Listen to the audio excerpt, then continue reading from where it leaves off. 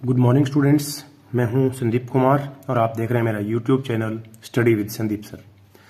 आज के इस वीडियो में हम कक्षा 12वीं इतिहास विषय का चैप्टर नंबर 6 भक्ति सूफी परंपराएं, इसके जो नोट्स हैं उनको डिस्कस करेंगे।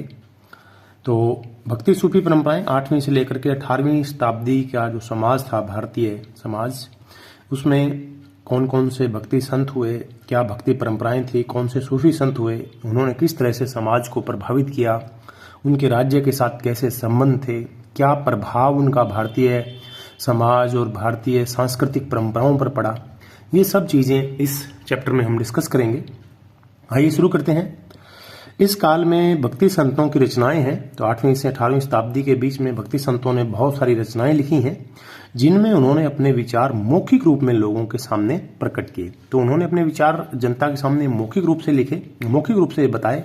बाद में जो उनके अनुयायी थे, उनके मानने वाले थे, उन्होंने उनको लिखित रूप दिया कई शताब्दियों के बाद। उनकी अधिकतर रचनाएं संगीतबद्ध हैं और उन संतों की मृत्यु के बाद उनके अनुयायियों द्वारा लिखी गई थी। तो समय व परिवेश के अनुसार से संतों की मौलिक रचनाओं में परिवर्तन आया। जो लिखने वाले थे, क्योंकि उनको शुरुआत में जो मौलिक रचना थी वो किसी और संत की थी, लेकिन लिखने वाले उनके अनुयायी थे। तो उन अनुयायियों ने क्या किया, समय के अनुसार और उस समय के समाज के परिवेश के अनुसार संतों की जो मूल रचनाएं थी उनमें कुछ बदलाव कर दिए, उनमें कुछ परिवर्तन कर दिया। कुछ जो चीज़ें उन्हें अप्रासंगिक लगी, जो उस समय के अनुसार उचित नहीं लगी, उनको हटा दिया और उनको बदल दिया। अब इतिहासकारों के सामने ये चुनौती है कि वो कैसे पता लगाएं कि मूल रचना कौन सी है और कौन सी चीज़ें बाद में जोड़ दी गई हैं। जैसे उदाहरण के लिए इतिहासकारों के सामने ये चुनौती है कि कबीर जो थे, कबीरदास ने खुद क्या कहा था और बाद में कौन सी बातें उनके अनुयायियों द्वारा जोड़ दी गई हैं। तो ये समस्या है, ये चुनौती है कि कैसे पता लगे कि मौलिक रचना क्या थी और बाद में क्या उसमें फेरबदल कर दिया गया है। तो इतिहासकार एक तरीका अपनाते हैं इसको सॉल्व करने का। एक तो वो संतों की शैली की पहचान करते हैं। जैसे कबीर है, कबीर एक खास शैली में बोलते थे, एक खास शैली में अपनी बात कहते थे। तो वो उस शैली के द्वारा ये पता लगाने का प्रयत्न करते हैं कि कौन सी रचना जो है वो कबीर की हो सकती है और कौन सी बातें, कौन से दोहे, कौन सी वाणियां जो है वो बाद में उनके अनुयायियों द्वारा लिखी गई हो सकती हैं। उनके मूल शब्द, तो जैसे कबीरदास जी हैं या कोई भी जो संत हैं, उनका एक खास एक तरीका होता था, एक शैली होती थी, एक खास तरह का उनका शब्द कोश था, शब्द भंडार था। उन्हीं तरह के शब्दों का वो इस्तेमाल अपनी बात को कहने के लिए करते थे। तो अब इतिहासकार क्या करते हैं कि उनकी शैली और उनके मूल शब्दों की पहचान के द्वारा वो ये जानने का प्रयास करते हैं कि कौन सी जो रचनाएं हैं, रचना का कौन सा जो हिस्सा है वो मौलिक है, किसी संत के द्वारा लिखा गया या बोला गया है, लिखा तो नहीं था, लिखा गया उनके अनुयायियों द्वारा, और कौन सी बातें बाद में जोड़ी गई हैं। इस काल की 8वीं से 18वीं शताब्दी के काल की प्रमुख विशेषता क्या है? साहित्य व मूर्ति कला में अनेक तरह के देवी देवता जो है नजर आने लगते हैं। साहित्य में उनका वर्णन मिलता है, मूर्तियां बनने लगती हैं, और खास तौर से जो देवी देवता उभर करके आते हैं इस काल में वो हैं विष्णु, शिव और देवी। अलग अलग तरह की, अलग अलग भागों में जो देवियां थी उनकी पूजा इस काल में होने लगती है। अगला टॉपिक है हमारा पूजा प्रणालियों में समन्वय, दो प्रक्रियाएं। उस समय दो प्रक्रियाएं साथ साथ चल रही थी। दो प्रक्रियाएं क्या थी? एक तो ये थी ब्राह्मणीय विचारधारा का प्रभाव, प्रसार। ब्राह्मणीय विचारधारा, ब्राह्मण जिस परंपरा को फॉलो करते थे, जिस परंपरा को मानते थे, एक वो विचारधारा थी जिसका समाज के उच्च वर्ग द्वारा पालन किया जाता था। तो उनकी जो रचनाएं थी, पुराने ग्रंथों का संकलन किया गया, उनकी रचनाएं की गई। ये जो रचनाएं थी, पुराने ग्रंथ थे, सरल और सहज संस्कृत में लिखे गए थे, और शूद्रों व स्त्रियों को भी पुराने ग्रंथों को सुनने का अधिकार दिया गया था। शूद्र और स्त्री, आपको ज्ञात होगा कि वेदों को पढ़ने का अधिकार इन वर्गों को नहीं था, लेकिन पुराणिक ग्रंथ जो इस काल में लिखे गए उनको सुनने का अधिकार, पढ़ने का नहीं, केवल सुनने का अधिकार दिया गया कि स्त्री और जो शूद्र हैं समाज के, जो समानता का अधिकार इनको नहीं था, समाज में निम्न माने जाते थे ये, तो इनको भी सुनने का अधिकार दिया गया। तो एक जो प्रक्रिया थी वो तो ब्राह्मणीय विचारधारा के प्रसार की प्रक्रिया थी। ब्राह्मणीय विचारधारा जो है समाज के उच्च वर्ग के द्वारा फॉलो की जाती थी और इसमें सरल संस्कृत में बातें लिखी गई थी। दूसरी जो प्रक्रिया थी दूसरी प्रक्रिया में स्त्रियों, शूद्रों व अन्य सामाजिक वर्गों की जो आस्थाएं थी, उनके जो विचार थे, उनकी जो मान्यताएं थी, उनको ब्राह्मणों के द्वारा स्वीकृति प्रदान की गई और उनको नया रूप दिया गया। तो ये दो प्रक्रियाएं साथ साथ समाज में चल रही थी। दो परंपराएं, महान परंपरा और लघु परंपरा। महान परंपरा उसको कहा गया, किसान धार्मिक जीवन में उन कर्मकांडों का पालन करते थे जिनका समाज के प्रभुत्वशाली वर्ग जैसे राजा द्वारा, पुरोहितों द्वारा पालन किया जाता था। तो इस परंपरा को महान परंपरा का नाम दिया गया। लघु परंपरा कौन सी थी? किसान अपने धार्मिक जीवन में कुछ उन रीति रिवाजों का, उन लोकाचारों का भी पालन करते थे जिनका पालन राजा, पुरोहित ये लोग नहीं करते थे, तो उसको लघु परंपरा का नाम दिया गया। तो किसान अपने धार्मिक जीवन में इस महान परंपरा के अलावा कुछ अन्य लोकाचारों का भी पालन करते थे, तो इस परंपरा को लघु परंपरा कहा गया। यानी दो तरह की परंपराएं हैं। जो परंपरा राजाओं के द्वारा, पुरोहितों के द्वारा जो धार्मिक जीवन में जो चीजें अपनाई जाती हैं, जिनका पालन किया जाता है, ये समाज का प्रभुत्वशाली वर्ग है, तो इस परंपरा को तो महान परंपरा का नाम दिया गया। किसान भी इस परंपरा को फॉलो करते थे, लेकिन इस परंपरा के अलावा भी किसान अपने सांस्कृतिक धार्मिक जीवन में कुछ अन्य रीति रिवाजों को मानते थे जिनका पालन ये लोग नहीं करते थे, तो उस परंपरा को लघु परंपरा का नाम दिया गया। आगे है किस तरह से इन पूजा परंपराओं का, पूजा प्रणालियों का समन्वय होता है। तो पुरी के जगन्नाथ के उदाहरण के द्वारा इसको समझाया गया है। पुरी के जगन्नाथ, पुरी उड़ीसा में एक जगह है जहां पर जगन्नाथ भगवान का मंदिर है। जगन्नाथ का जो शाब्दिक अर्थ है वह है जगत का स्वामी, और इसको विष्णु का ही एक रूप मानकर पूजा की जाती है। शुरुआत की अगर बात करें तो जगन्नाथ जो थे आरंभ में एक स्थानीय लोक देवता थे, जहां जो उड़ीसा का जो आदिवासी इलाका था वहां के जो लोग थे वही स्थानीय लोक देवता के रूप में लकड़ी की मूर्ति बना करके और परंपरागत तरीके से उनकी पूजा करते थे। 12वीं सदी तक आते आते विष्णु का ही उनका एक रूप माना जाने लगा, और इसमें साथ ही विष्णु के भाई बलराम और बहन सुभद्रा के साथ इनकी पूजा की जाने लगी। तो किस तरह से धीरे धीरे जो लघु परंपराएं थी, जो स्थानीय परंपराएं थी, उनको भी महान परंपरा में शामिल कर लिया गया और दोनों तरह की जो पूजा प्रणालियां थी उनका समन्वय हो गया। तो ये पुरी के जो जगन्नाथ हैं उनके उदाहरण के द्वारा समझाया गया है कि किस तरह से शुरुआत में वो एक स्थानीय लोक देवता थे, लकड़ी की मूर्ति बनाकर वो वहां के केवल मात्र उड़ीसा के जो लोग थे, केवल आदिवासी एक छोटा सा वर्ग जो था वही उनकी पूजा करता था। लेकिन 12वीं सदी तक आते आते उनको विष्णु भगवान का एक रूप माना जाने लगा, और ये धीरे धीरे से जैसे आजकल के वर्तमान की अगर हम बात करें तो ये एक सर्वमान्य देवता हैं और विष्णु का ही एक रूप मानकर इनकी पूजा की जाती है। इसके अलावा एक और पूजा प्रणाली थी तांत्रिक पूजा। इसमें देवी की आराधना की जाती थी। ये जो पूजा थी तांत्रिक पूजा उपमहाद्वीप के कई भागों में प्रचलित थी। इसकी खास बात यह थी कि इसमें स्त्री और पुरुष सभी को समानता थी, सभी शामिल हो सकते थे। ना इसमें जाति के आधार पर भेद था, ना वर्ण का भेद था। ब्राह्मणीय परंपरा में जाति और वर्ण का भेद था, लेकिन तांत्रिक पूजा में जाति और वर्ण भेद नहीं था। जैन बौद्ध दर्शन को भी इस परंपरा ने, इस तांत्रिक पद्धति ने प्रभावित किया। ये जो तांत्रिक पद्धति थी ये वैदिक सत्ता की अवहेलना करती थी। वैदिक जो परंपरा थी उसमें स्त्री पुरुष के साथ भी भेदभाव होता था, जाति और वर्ण के आधार पर भी भेदभाव होता था। आगे है वैदिक परंपरा।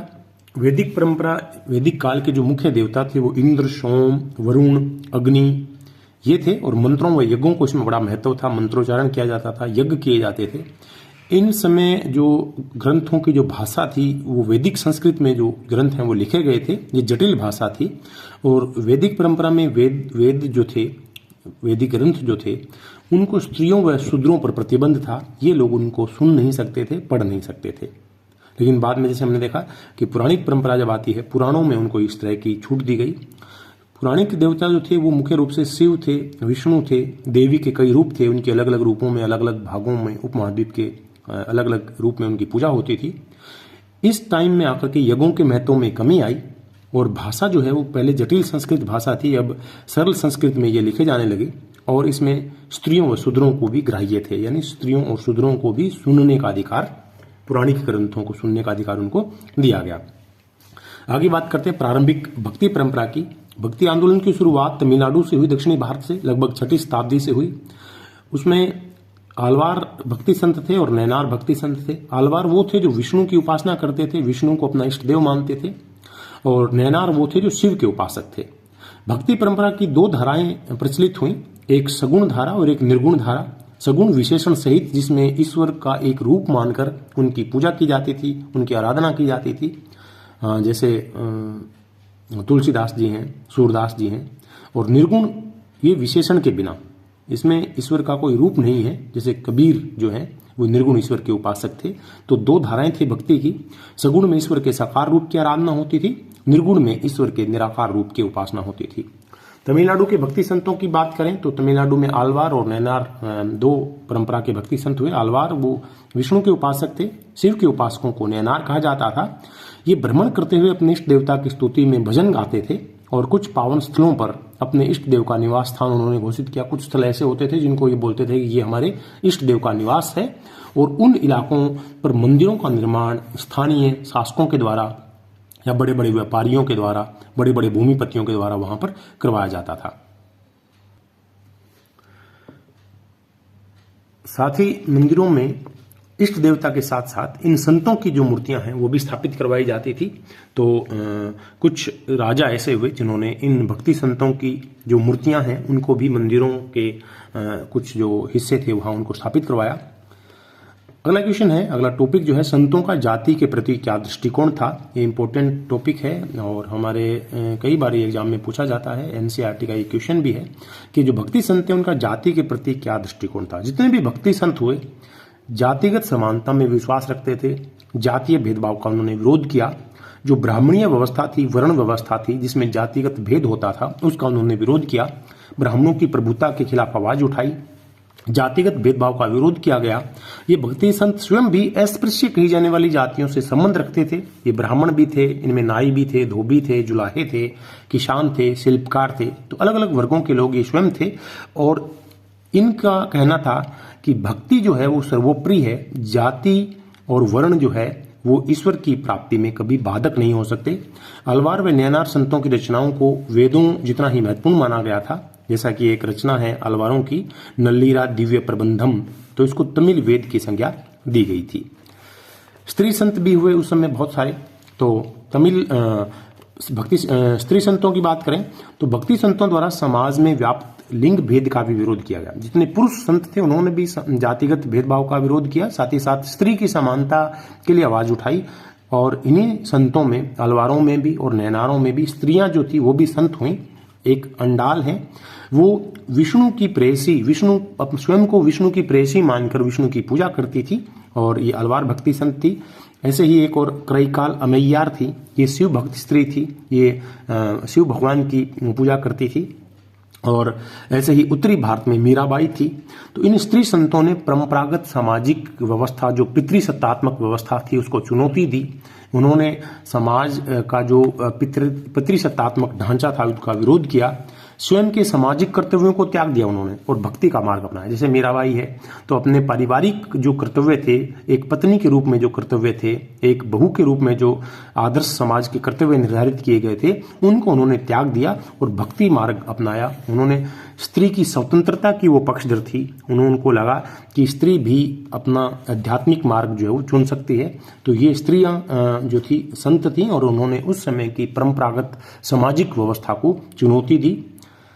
भक्ति संतों के राज्य के साथ कैसे संबंध थे, जैसा कि हम पहले बात कर रहे थे, बहुत राज्य जो था वो भक्ति संतों का समर्थन पाना चाहता था। भक्ति संत भी चाहते थे कि उन्हें राज्य का समर्थन मिले।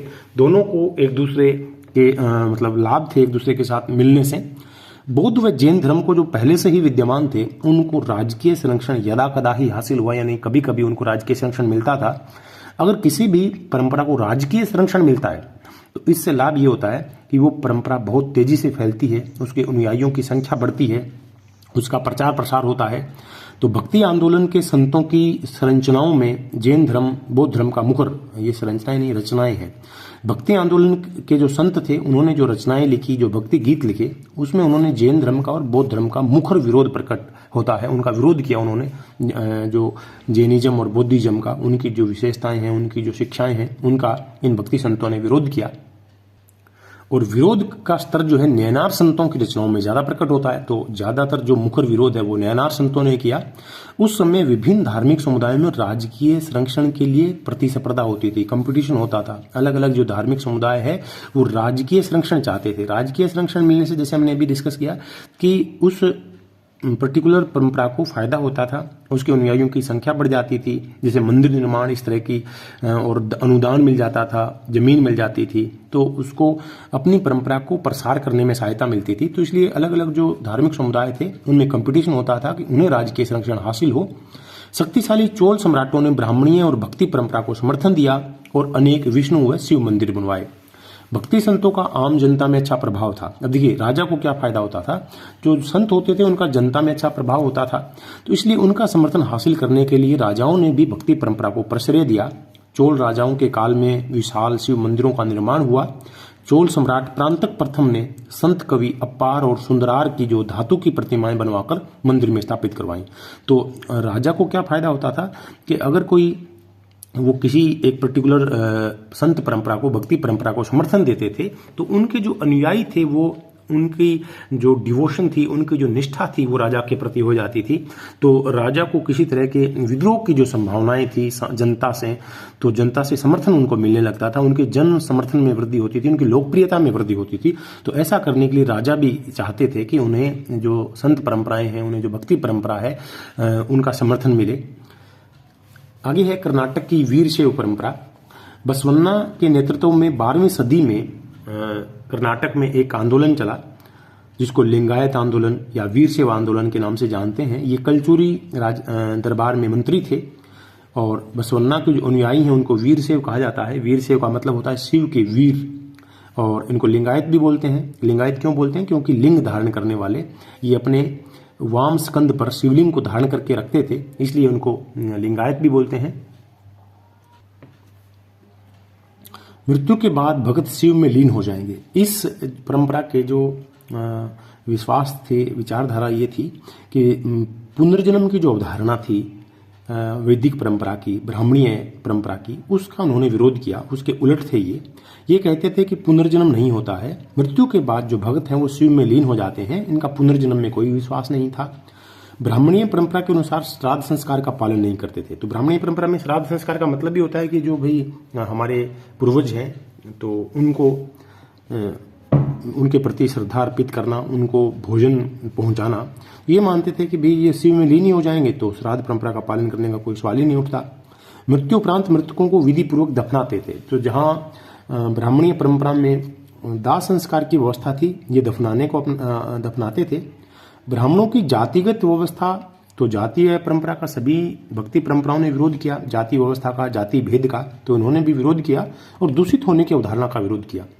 जो शूद्रों के प्रति जो व्यवहार था तो उसका उन्होंने विरोध किया कि कोई भी जाति है वो दूषित नहीं होती है। जातिगत समानता में उनका विश्वास था और पुनर्जन्म के सिद्धांत में जो ये लिंगायत संप्रदाय है ये अविश्वास करता था। इनका मानना था कि मृत्यु के बाद जो भगत हैं वो जाकर के शिव के चरणों में लीन हो जाएंगे और वो वापस नहीं आएंगे। इस परंपरा ने धर्मशास्त्रों के आचारों को अस्वीकार किया क्योंकि ब्राह्मणीय व्यवस्था के विरोधी है ये। तो धर्मशास्त्र जो ब्राह्मणीय परंपरा से जुड़ी हुई चीजें थी उन सभी को उन्होंने अस्वीकार कर दिया।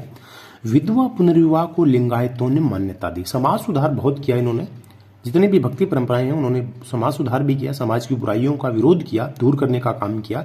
तो लिंगायतों ने भी उस समय विधवा पुनर्विवाह है उसको मान्यता दी। वयस्क विवाह का समर्थन किया। उस समय अल्पायु में ही विवाह कर दिया जाता था, तो उन्होंने वयस्क विवाह का समर्थन किया। उनकी जो बातें हैं, उनके जो गीत हैं जिनको अभंग कहा जाता है, ये इन वचन कहा जाता है उनके जो गीतों को, तो ये जो वचन है वो कन्नड़ भाषा में लिखे गए थे क्योंकि जितने भी भक्ति संत थे उन्होंने स्थानीय भाषा का प्रयोग किया और कर्नाटक की जो स्थानीय भाषा थी वो कन्नड़ भाषा थी। तो उन्होंने स्थानीय भाषाओं के साहित्य में भी वृद्धि करने का काम किया। जितनी भी भक्ति परंपराएं थी इनके वचन जो है वो कन्नड़ भाषा में लिखे गए थे। आगे है उत्तरी भारत में धार्मिक उफान के। उत्तरी भारत में ये जो धार्मिक सुधार आंदोलन है, भक्ति आंदोलन कब आए?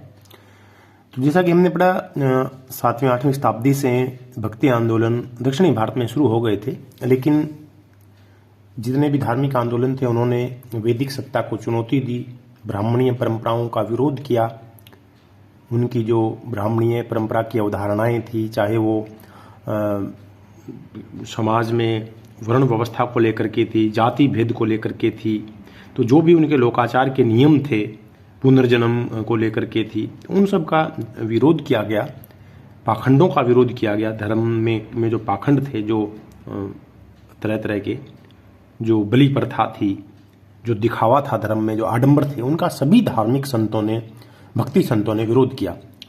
लेकिन उसी काल में जब दक्षिणी भारत में, तमिलनाडु में आलवार और नैनार संत जो हैं वो मुखर विरोध कर रहे थे ब्राह्मणीय व्यवस्था का, उस समय उत्तरी भारत में उस तरह का कोई आंदोलन नहीं चला।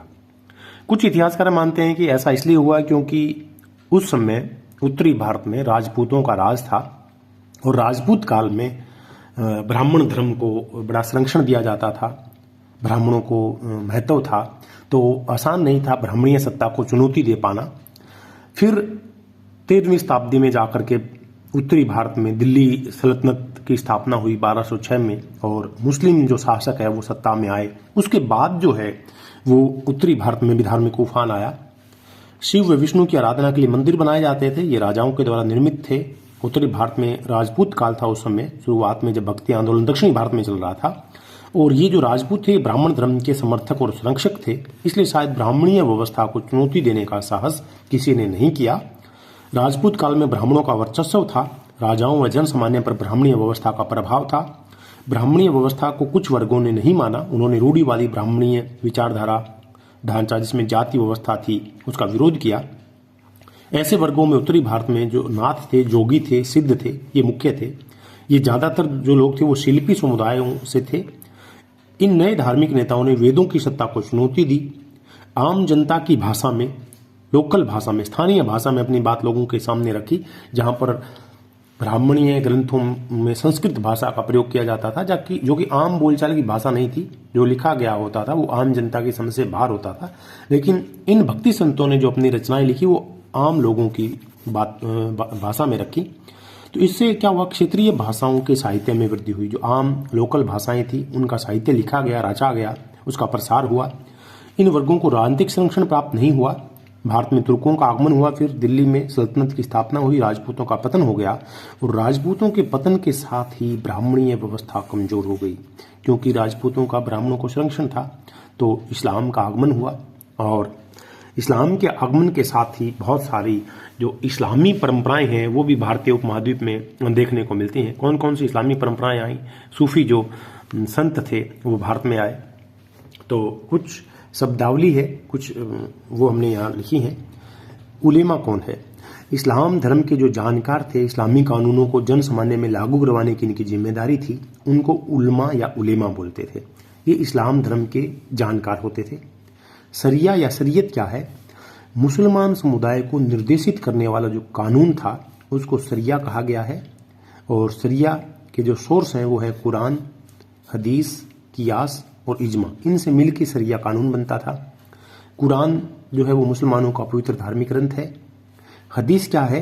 पैगंबर साहब से जुड़ी परंपराएं जिनमें उनके समृद्ध शब्द और क्रियाकलाप आते हैं। हदीस का मतलब हुआ कि पैगंबर साहब का जीवन कृत है ये, कि पैगंबर साहब ने कुछ खास परिस्थितियों में क्या किया था तो उसी को फॉलो किया जाता है, तो वो हदीस है।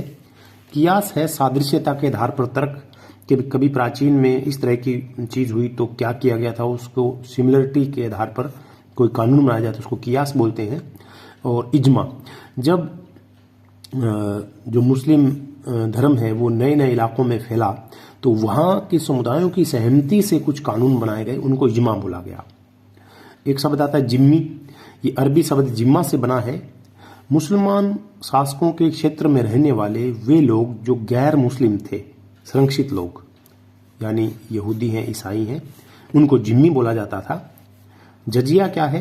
ये जो जिम्मी लोग थे, जो गैर मुस्लिम लोग थे, मुसलमान शासन में रहने वाले गैर मुस्लिम लोग, उनको जिम्मी कहा जाता था। और ये जिम्मी लोग एक कर देते थे शासक को, और वो कर देने के बाद उनको अपना धर्म फॉलो करने की, अपनी धार्मिक रीति रिवाजों को अपनाने की, मनाने की छूट मिल जाती थी, तो वो जजिया कर होता था, यानी एक धार्मिक कर था। मातृगृहिता क्या है? मातृगृहिता एक सामाजिक रिवाज है, एक परिपाटी है, जहां स्त्रियां विवाह के बाद अपने मायके में ही रहती हैं, अपनी संतान के साथ रहती हैं, पति भी चाहें तो उनके साथ आकर के रह सकते हैं। तो ये मातृगृहिता परिपाटी है, इसमें वो अपने पिता का घर छोड़ करके नहीं जाती हैं। मल्लेच्छ, मल्लेच्छ एक शब्द है, उन बाहरी समुदायों के लिए प्रयुक्त किया गया था जो वर्ण व्यवस्था को नहीं मानते थे, यानी जो ब्राह्मणीय व्यवस्था को नहीं मानते थे उनके लिए ब्राह्मणों के द्वारा एक शब्द इस्तेमाल किया गया जिनको मल्लेच बोला गया। इसका आम निकृष्ट माना जाता है, इसका शाब्दिक अर्थ निकृष्ट होता है। वे ऐसी भाषाएं बोलते थे जो संस्कृत से नहीं उपजी थी, यानी वो ब्राह्मणी व्यवस्था से नहीं बिलोंग करती थी। ऐसी भाषाएं बोलते थे मल्लेच लोग जो संस्कृत या संस्कृत से बनी हुई भाषाएं नहीं थी। फिर है वली या ओलिया। वली या ओलिया ईश्वर का मित्र, वो सूफी जो अल्लाह के नज़दीक होने का दावा करता था। तो ये शब्दावली है, तो बार बार इसका इस्तेमाल होगा आगे, तब आपको ये समझ में आएगा। तो इस्लामी परंपराएं 711 ईस्वी में मोहम्मद बिन कासिम ने भारत के सिंध पर आक्रमण किया। सिंध को खलीफा के क्षेत्र में शामिल कर लिया गया और 13वीं शताब्दी में दिल्ली सल्तनत की स्थापना के साथ भारत में इस्लाम का आगमन हुआ। दिल्ली सल्तनत की स्थापना हो गई और 1206 ईस्वी में, और उसके बाद भारत में इस्लाम की आगमन हो गया उसका। भारत में जब इस्लाम आ गया तो मुस्लिम शासकों के सामने एक खास तरह की समस्या आई। मुस्लिम शासकों को क्या होता था कि उस इलाके में अपने धर्म का प्रसार करना होता था। यहाँ एक अलग तरह की व्यवस्था थी। 13वीं से लेकर के 18वीं सदी तक भारत में जो शासक हैं वो मुस्लिम होते थे, लेकिन ज़्यादातर जो जनसंख्या है वो हिंदू धर्म को मानने वाली थी। इसलिए मुस्लिम शासक सैद्धांतिक रूप से उलेमा के मार्गदर्शन पर चलते थे। उलेमा चाहता था कि जो मुस्लिम धर्म का प्रसार हो, जनता जो है वो मुस्लिम धर्म को माने, लेकिन शासकों के लिए उसको शब्द से पालन करना मुस्लिम शासकों के लिए बड़ा मुश्किल था, क्योंकि जो बहुसंख्यक जनता थी वो हिंदू थी।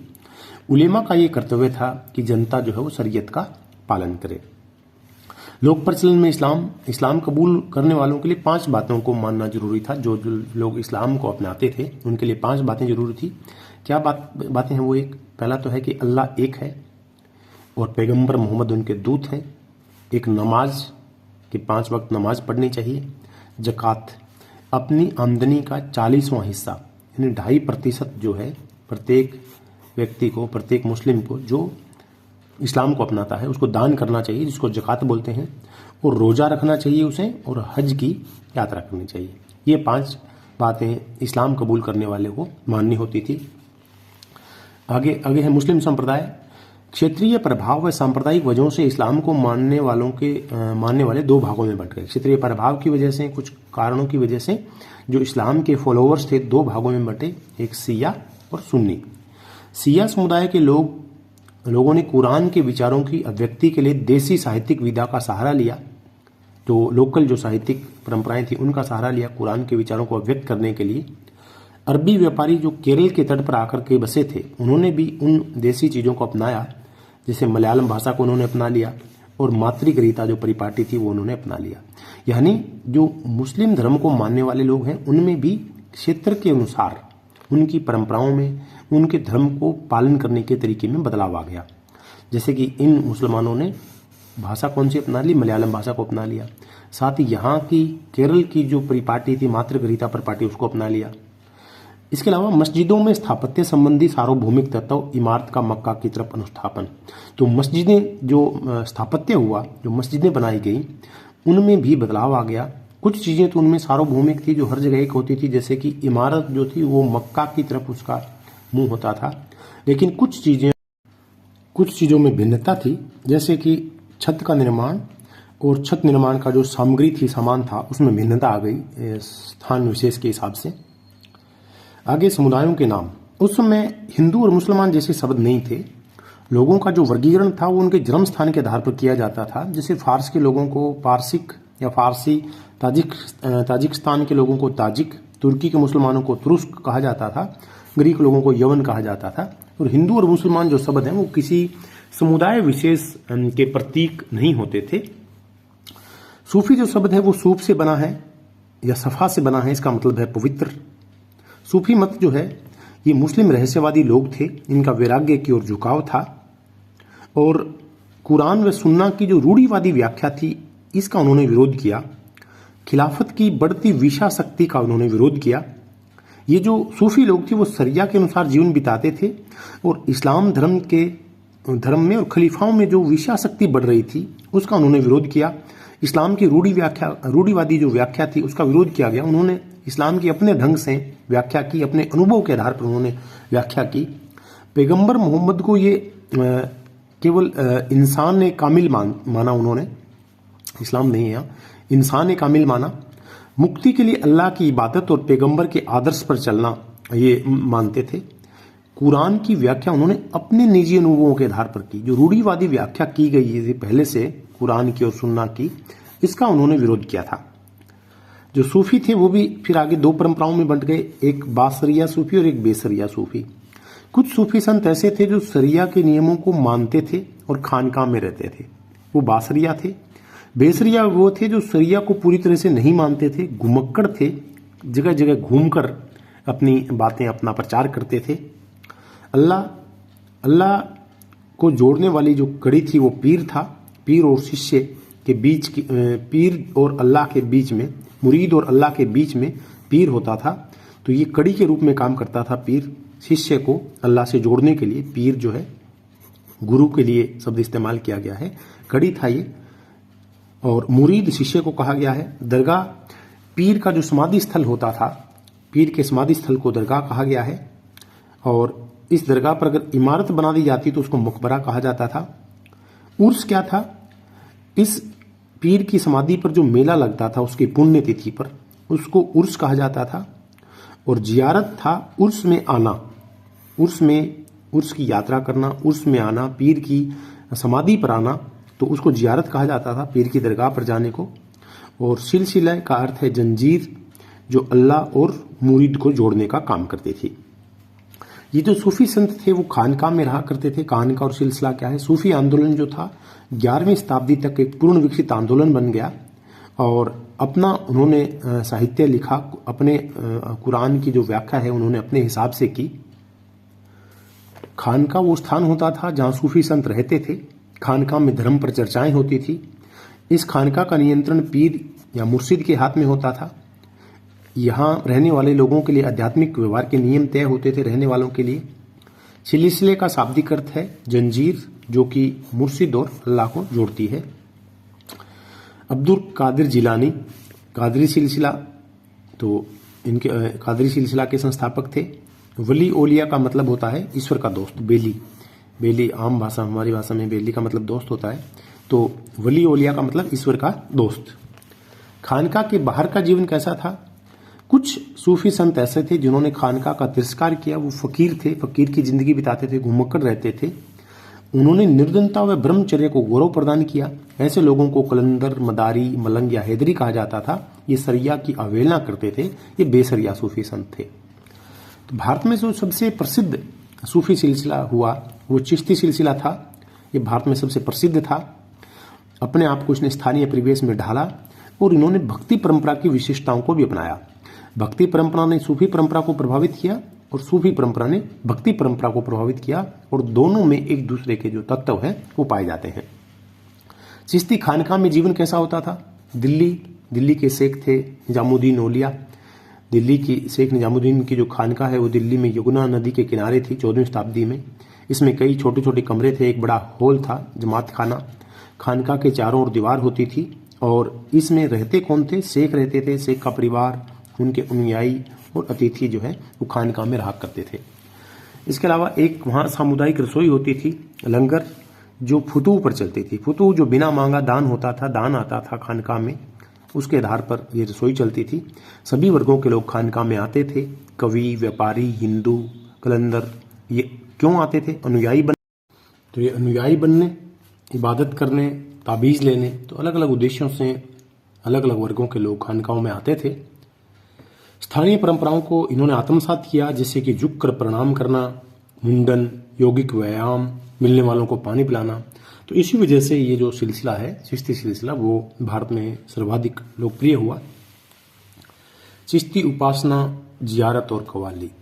तो जियारत का मतलब है संत से बरकत की कामना, आशीर्वाद। जो यात्रा की जाती थी संत की समाधि पर, तो संत से बरकत प्राप्त करने की कामना करने के लिए, आशीर्वाद लेने के लिए जियारत की जाती थी।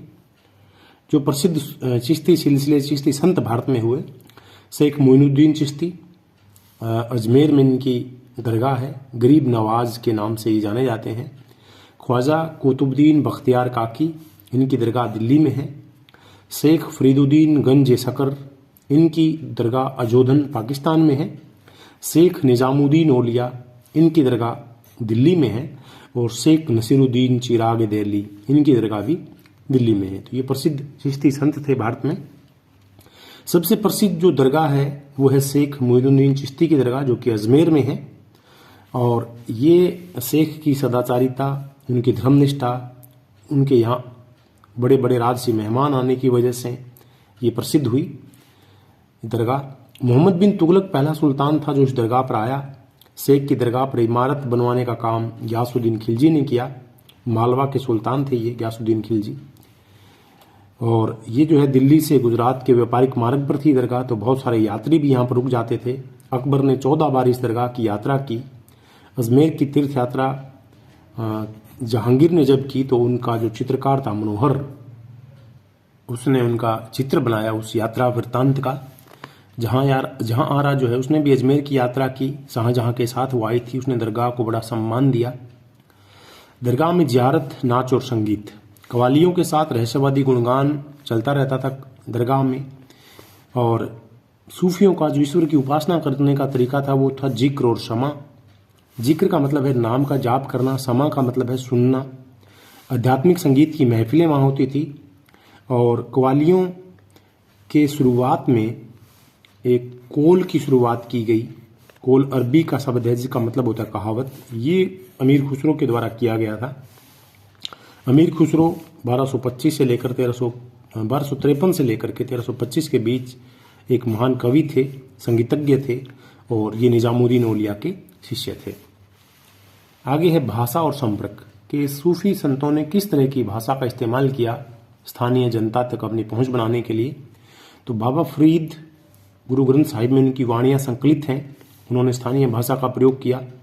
दिल्ली में हिंदवी भाषा जो है लोकप्रिय हुई। हिंदी और फारसी के मेल से बनी थी, बाद में उर्दू के नाम से इसको जाने लगा। मसनवी क्या थी? सूफी कवियों द्वारा लिखी गई लंबी कविताएं होती थी। ईश्वर के प्रति प्रेम को मानवीय रूप में इनमें व्यक्त किया जाता था।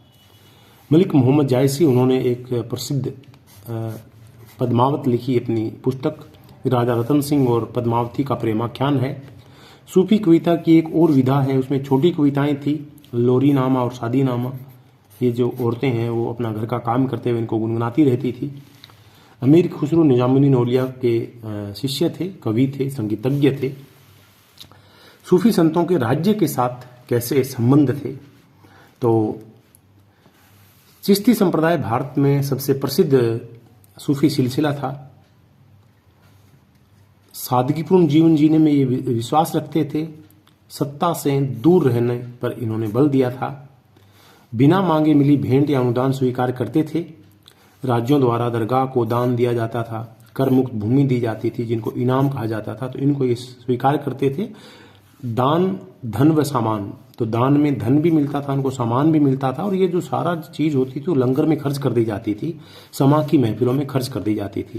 तो ये सारा जो भी पैसा, जो भी जमीन, जो भी सामान दान मिलता था सूफी संतों को दरगाह में, वो सब बांट दिया जाता था। जो शेख होते थे वो जनता में बड़े लोकप्रिय थे। जनता उनकी चमत्कारिक शक्तियों में विश्वास रखती थी। जनता में शेखों का व्यापक जनाधार था। बहुत सारे लोग शेखों को ईश्वर से जुड़ा हुआ मानते थे कि उनके पास अलौकिक शक्तियां हैं। शासक भी सूफी शेखों का समर्थन पाने का प्रयास करते थे। जैसे पहले हमने संत कवियों के बारे में कहा था, वही बात थी कि शासक भी चाहते थे कि जनता का समर्थन उन्हें मिले और वो शेखों के माध्यम से मिल सकता था। शासक अपनी कब्र भी सूफी संतों की दरगाहों और खानकाहों के नज़दीक बनवाना चाहते थे। बहुत सारी ऐसी कब्रें हम देखते हैं वर्तमान में जो हैं सूफी संतों की दरगाहों में बनाई गई हैं। माना जाता था कि औलिया ईश्वर और जनता के बीच मध्यस्थ है। वे लोगों के ऐहिक यानी इस लोक के और आध्यात्मिक यानी उस लोक के जीवन में बदलाव कर सकता था। कभी कभी राज्य के शेखों के साथ, सूफी संतों के साथ संबंध तनावपूर्ण भी हो जाते थे। निजामुद्दीन औलिया के गयासुद्दीन तुगलक के साथ बढ़िया संबंध नहीं थे। निजामुद्दीन औलिया ने गयासुद्दीन तुगलक के लिए शब्द इस्तेमाल किए थे, अभी दिल्ली दूर है, हनूज दिल्ली दूरस्त। उपाधि, जो शेख थे वो सूफी संत थे, उपाधियां भी धारण करते थे। सुल्तान अल मशेख ये उपाधि थी, इसका मतलब था शेखों में सुल्तान। तो ये सूफी संतों के बारे में। कबीर 14वीं शताब्दी के एक भक्ति संत थे, निर्गुण भक्ति धारा के संत थे। उनकी रचनाएं कबीर बीजक जो कि उत्तर प्रदेश में ज़्यादा प्रसिद्ध हैं, कबीर ग्रंथावली राजस्थान में प्रसिद्ध है, पंथियों की जो दादू पंथ है, जो दादू को अपना गुरु मानते हैं, और आदि ग्रंथ जो कबीर ग्रंथावली है दादू पंथियों में काफ़ी लोकप्रिय है। आदि ग्रंथ में भी कबीर की बहुत सारी रचनाएं जो हैं शामिल की गई हैं। आदि ग्रंथ में बहुत सारे भक्ति संतों की रचनाएं हैं। कबीर की अगर भाषा की बात करें तो उन्होंने स्थानीय भाषा का प्रयोग किया, खड़ी बोली का प्रयोग किया, संत भाषा सदुकड़ी भाषा जिसको बोलते हैं उसका उन्होंने इस्तेमाल किया, उल्ट बांसियां प्रयोग करते थे। एक खास तरह की विद्या थी जिसमें उल्ट बात बताई जाती थी। परम सत्य को व्यक्त करने के लिए अनेक परिपाटियों का सहारा लिया। जो खास शब्द उन्होंने इस्तेमाल किए, सत्य, ईश्वर, अल्लाह, खुदा, हजरत, पीर, निराकार, ब्रह्म, आत्मन, शून्य, ये अलग अलग शब्द उनके द्वारा इस्तेमाल किए गए ब्रह्म को व्यक्त करने के लिए, ईश्वर को व्यक्त करने के लिए। कबीर की शिक्षाओं की बात करें तो एकेश्वरवाद का समर्थन किया। उन्होंने कहा कि एक ही ईश्वर है, बहुदेववाद का विरोध किया, मूर्ति पूजा का खंडन किया, तरह तरह के जो आडंबर हैं, अंधविश्वास है, उनका घोर विरोध किया। धर्म में बाह्य आडंबरों का विरोध उन्होंने किया। सूफीवाद से ये बड़े प्रभावित थे। तो जैसा कि हमने पहले भी डिस्कस किया था कि जो जितने भी भक्ति संत थे उनको सूफियों का भी बड़ा प्रभाव पड़ा और सूफियों पर भक्ति संतों का बड़ा प्रभाव पड़ा। तो दोनों ही परिपाटियां एक दूसरे से बड़ी प्रभावित थी और खुले मन से उन्होंने उनके अच्छे विचारों को एक्सेप्ट किया था। कबीर के बारे में विवाद भी है कि हिंदू है या मुसलमान, ये विवाद है। इनका जन्म माना जाता है कि ब्राह्मण परिवार में हुआ था। पालन पोषण एक मुस्लिम दुल्हा दंपति ने किया था। नाम के आधार पर भी विवाद है। कुछ कहते हैं जो मुस्लिम समुदाय है वो कहते हैं कि ये मुस्लिम थे, अरबी में इसका अर्थ महान होता है, लेकिन हिंदू हैं वो कहते हैं कबीर दास हैं और इनके गुरु रामानंद थे। गुरु नानक देव ये भी 15वीं 16वीं शताब्दी के एक महान भक्ति संत थे। जन्म 1469 ईस्वी में हुआ, 1539 में मृत्यु हुई। हिंदू व्यापारी के घर में जन्मे, ननकाना साहिब पंजाब में रावी नदी के पास। बचपन बीता इनका सूफी और भक्ति संतों के साथ। निर्गुण निराकार ईश्वर की उपासना करते थे, मानते थे परम तत्व का कोई आकार नहीं है। इन्होंने भी कबीर की तरह धार्मिक आडंबरों का विरोध किया। यज्ञ, अनुष्ठान, पवित्र स्थान, पूजा, बलि, इन सब चीजों का उन्होंने विरोध किया। ईश्वर उपासना के जो तरीके बताए उन्होंने बताया निरंतर जाप करना और नाम का स्मरण करना। इनकी जो भाषा की बात करें तो जितने भी भक्ति संत हैं उन्होंने स्थानीय भाषाओं का प्रयोग किया। तो इनकी भाषा जो है वो पंजाबी भाषा थी। इनके शिष्य बाला और मर्दाना थे, रबाब बजाते थे। अंगद दूसरे गुरु थे।